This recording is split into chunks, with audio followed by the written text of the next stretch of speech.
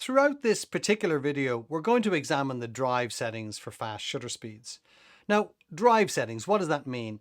It basically comes from when there was a motor drive latched onto the bottom of film cameras and it was a separate thing. And when you press the shutter down for continuous shooting, you heard the noise. So different manufacturers call it something a little bit different here, but basically it is continuous shooting. That's what we're looking to find on your camera.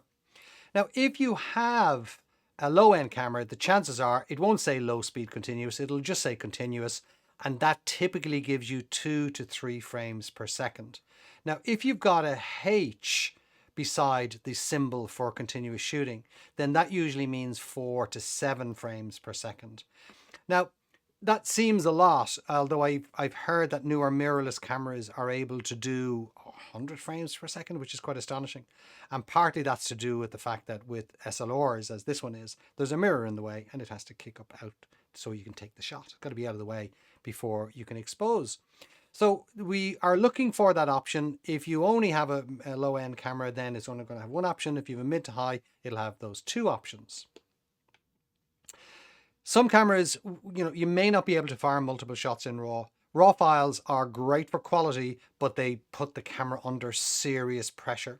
What you want to watch for basically is you'll hear it. You'll hear the sound go as the RAW file just overburdens the camera.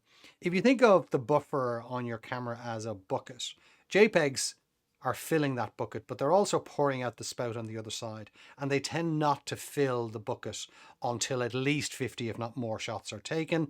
Sometimes that's not so much the buffer itself as the camera manufacturer saying, well, if you want to do that, give us more money for a bigger camera.